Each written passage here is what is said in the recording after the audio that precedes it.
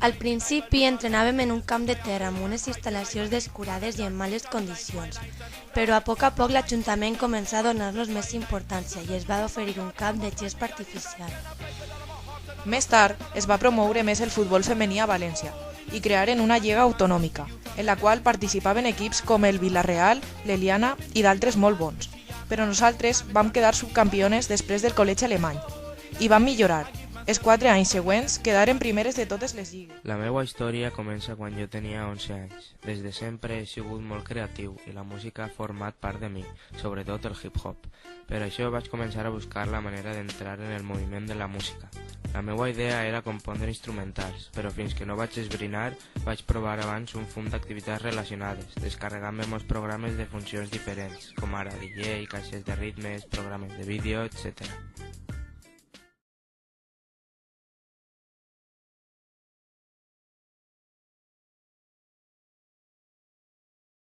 Per què diuen que sóc un pirata?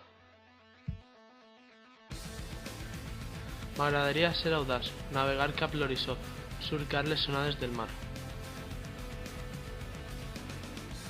Sentir el vent en mi, dominar els temporals. Tindre per rumb les estrelles. Una vida d'addiccions. Sempre pensem que les coses roïnes mai ens van a succeir a nosaltres. Creiem, per exemple, que mai anem a caure en les addiccions i que si ens passara podríem acabar amb aquestes quan volguérem. Però hi ha vegades que quan més t'ho penses ja és tard. Quedes atrapada per una qualsevol i passes a dependre totalment d'ella. Això li va succeir a Raül, un home molt proper a nosaltres, amb una història molt emotiva, plena de desgràcies. Varen parlar amb l'Ànec. El meu nom és Roland, l'Ànec Roland. Vaig néixer en un petit estany prop de l'Albufera. El meu pare és el conegut Ànec BWC. La meva mare és un ànec normal i corrent, sense cap història. La meva vida, bé, us la contaré.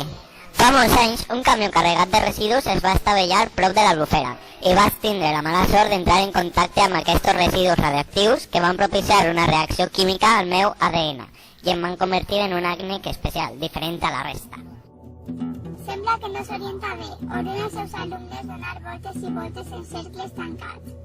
Que parla estranya. Sembla que no articula el mateix idioma que la resta. Torna a sonar el soroll, però aquesta vegada els mamífers desapareixen de classe. L'edifici es queda solitari. Tots estan a la part baixa de l'institut anomenada pati.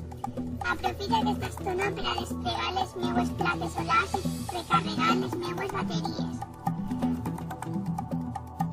Terrestre enamorada d'alguna cosa anomenada Wiki. Serà d'algun planeta d'aquest sistema?